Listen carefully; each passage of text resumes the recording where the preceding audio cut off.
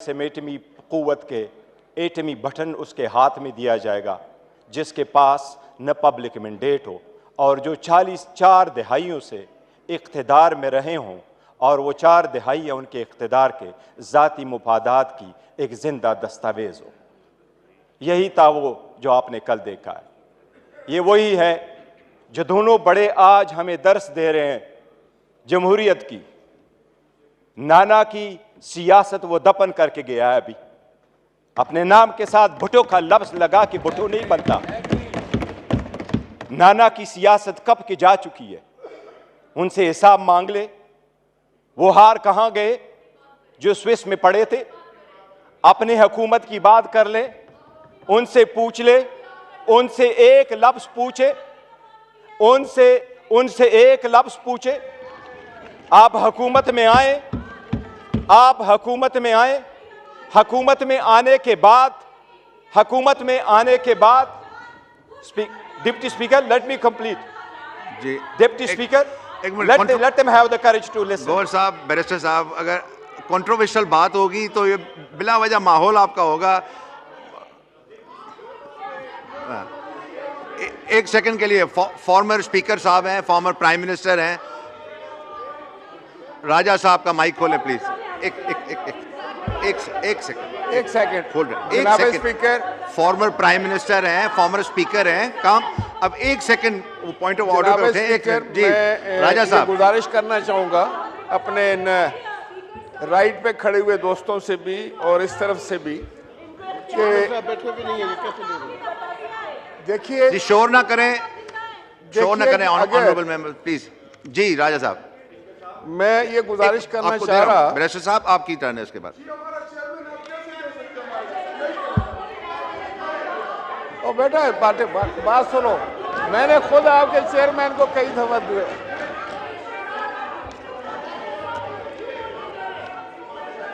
जी अगर आपने देखे इस तरीके से एडजर्न हो जाएगा, आपकी मर्जी है। अगर आप if you choose to adjourn the house then आप एक सेकंड बैठे, मैं आपको कंप्लीट करने दे रहा हूं। आप देखें, आप इस तरह चेयर को डिक्टेट करेंगे तो ये कहां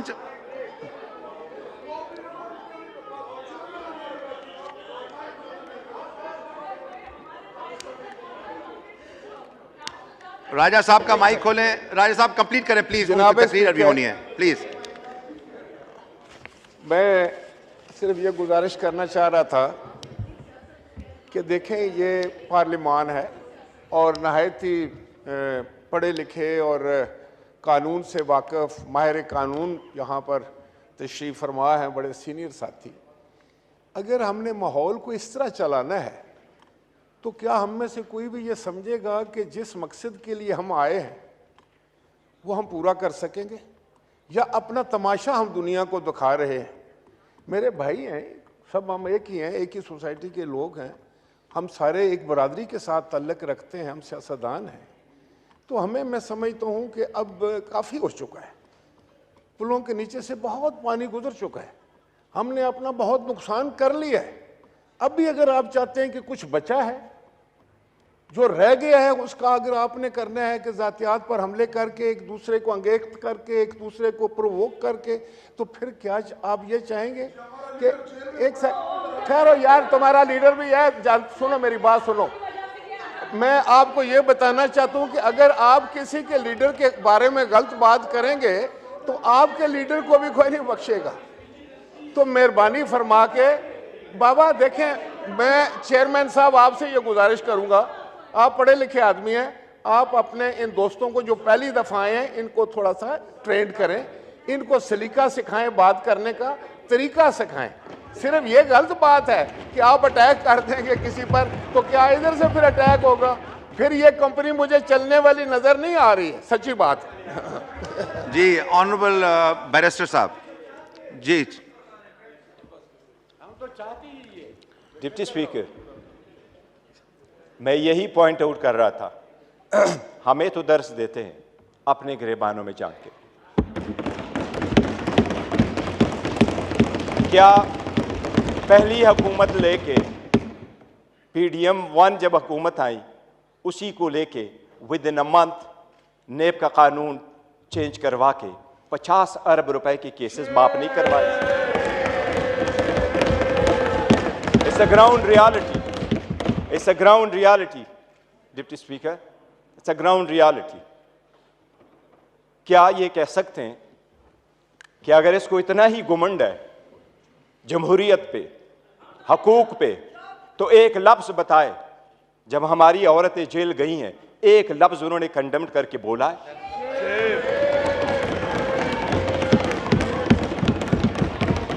एक हमारे लोगों को जब इलेक्शन के प्रोसेस से गोया, ये जो पीछे लोग आप देख रहे हैं 91, ये 91 नहीं थे, ये 91 वही है। दे वर टू बिग टू रिग, इसलिए नहीं छोड़ सके थे। ये तो हमें 30 भी नहीं दे रहे थे।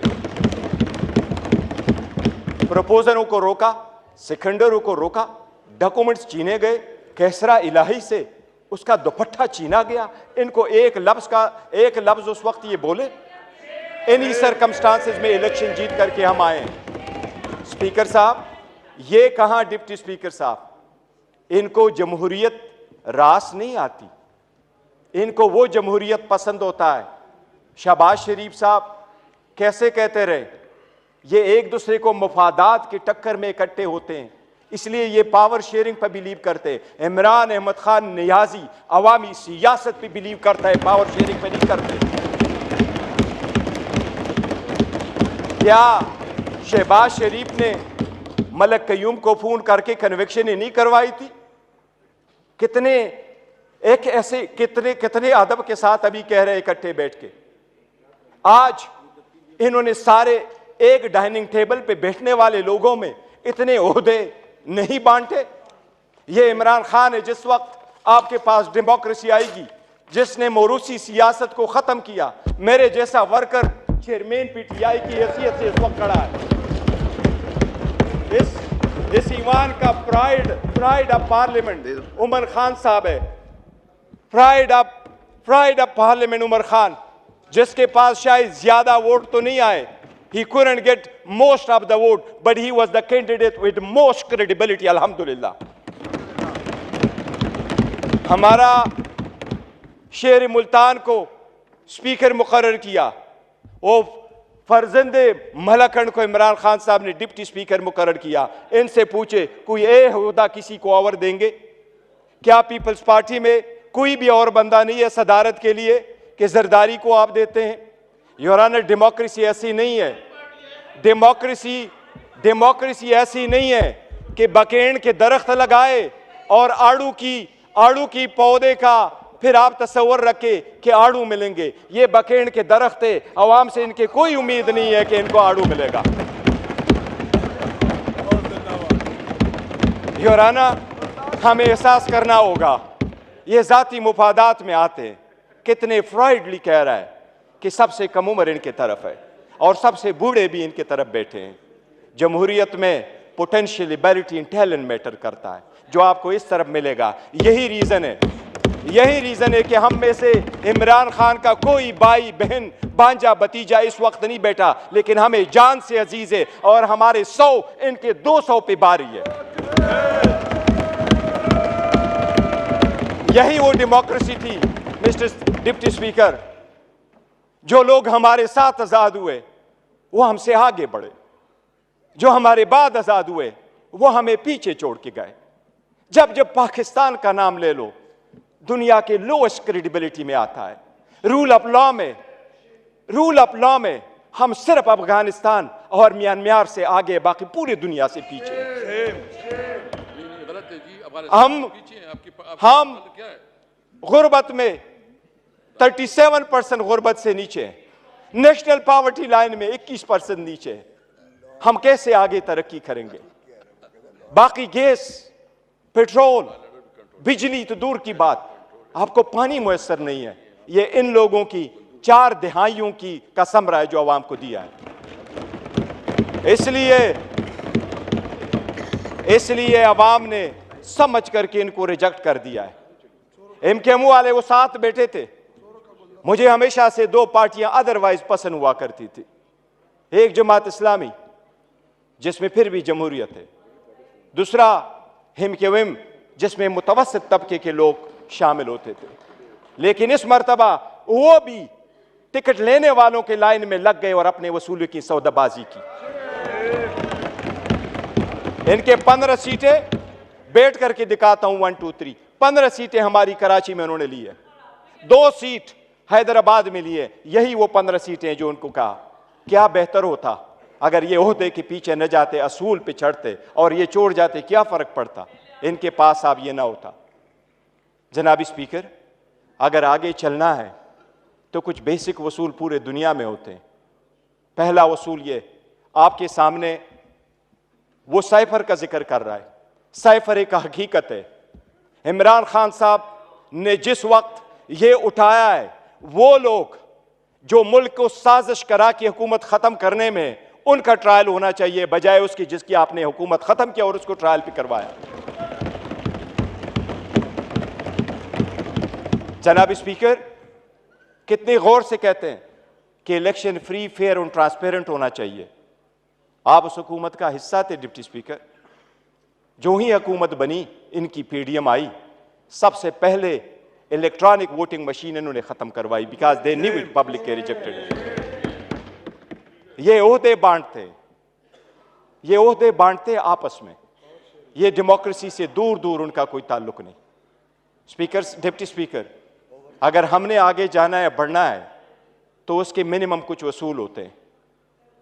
और मिनिमम वसूलों में यह कि एक वक्त में भगवत सता कल मायूसी जरूर हुई है कि यह तो हम मानते भी नहीं है कि यह प्राइम मिनिस्टर है,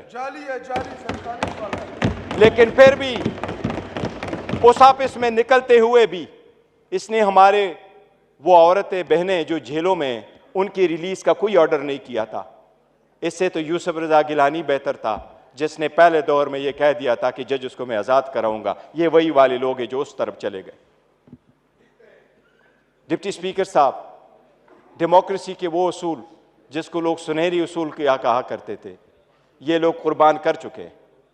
ये आकर के आपको दर्स देते हैं कि हम डेमोक्रेटिक है। योराना, ये डेमोक्रेटिक नहीं है, ये मुफाद परस्त है।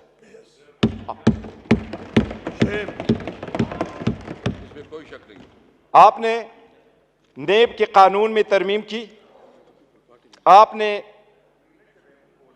अपने मुफादात की पॉलिसी की, सबसे बड़ी काबीना इसने बनवाई। इंडिया का मैं एक मिसाल देता हूं डिप्टी स्पीकर, 1971 में इंडिया की आबादी थी 54 करोड़, आज इंडिया की आबादी है 140 करोड़। 71 में इंडिया की लोकसभा की यानी नेशनल असेंबली की सीटें 528 थी, आज भी इंडिया में लोकसभा की सीटें 528 है। जो सीटें मुख्तस थी 54 करोड़ लोगों के लिए, इंडिया ने कहा हमने ओहदे नहीं बांटे, सीटें नहीं बांटी, हमने अपना पैसा बचाना है, आवाम का पैसा बचाना है। आज भी 140 करोड़ उसी सीटों पे बैठे। अगर ओहदे नहीं बांटने और अपनों को नहीं माना तो डेमोक्रेसी आगे बढ़ेगी। लेकिन अगर मुफादात की डिप्टी स्पीकर सियासत होगी तो हम आगे नहीं बढ़ सकेंगे। हमने आपके सामने एक प्रिविलेज मोशन भी लेके आया। कौन सा लफ्ज है जो उमर साहब का आपने स्पंज किया है, लेकिन हमें नेशनल टीवी पे आप स्पेस नहीं दे रहे। हम आपको रिक्वेस्ट कर करके तक जाते हैं कि हमें टाइम दे बोलने के लिए। इस पार्लियामान में हमारा एक जैसा राइट होना चाहिए। ये स्टेट तो हमारा है और हम अलग-ऐलान कहते हैं कि जब पाकिस्तान की दिफा सालमियत का आएगा, हम हर किसी के साथ इकट्ठे खड़े होंगे। पाकिस्तान की दिफा में कोई आंच नहीं आने देंगे। जनाब डिप्टी स्पीकर, यह तो आईन में लिखा है कि कोई अदालत यह फैसला दे सकती है कि कोई सादिक और अमीन है या नहीं है, लेकिन आईन में यह कहीं भी नहीं लिखा। पाकिस्तान की किसी अदालत के पास यह इख्तियार नहीं है कि क्या कि कोई मुहिब वतन है या नहीं है। हम सबसे ज्यादा मुहिब वतन है, हमारा लीडर सबसे ज्यादा मुहिब वतन है। इसलिए अगर आगे चलना है, आज 4 दिन हो गए, हर मर्तबा हमारी ब्लैकआउट किया जाता है। इमरान खान साहब की आवाज पे पाबंदी है। बानी चेयरमैन बहलो वो बोलना है तो बोल दे, नाम नहीं ले सकते। क्यों? जो इस वक्त दुनिया के सबसे पॉपुलर लीडर है, उसके मरहूनी मिन्नत ये हम सारे बैठे हैं। अगर आप सरकार ये कोई करती है कि बलूचिस्तान के लोगों के लिए तो ये हो कि हम उसको मेन स्ट्रीम में लेके आए, लेकिन हमें इस पार्लियामेंट में होते हुए भी हमें ये नहीं माना जाता कि हम और ये एक जैसे एक व किस्म का राइट है, तो ये चलना मुश्किल हो जाएगा। डिप्टी स्पीकर साहब, आपसे इल्तिजा है कि इस मर्तबा जो हमारे प्रिविलेज मोशन आपके पास आए हैं, हमें इक्वल टाइम दे। हमने पहले दिन कमिटमेंट की है कि हमारी अपोजिशन डिस्ट्रक्टिव अपोजिशन नहीं होगी, कंस्ट्रक्टिव अपोजिशन होगी। हम हुकूमत को अकाउंटेबल करेंगे फॉर इट सेक्शन 2 के हम नहीं मानते कि यह हुकूमत के हकदार है, लेकिन सबसे पहले ये कि हम और उनके जो टाइम मिलना है वो एक जैसा और हमें आपको दरखास्त न करनी पड़ी, ये इस पे आपने पहला स्टेप लेना है।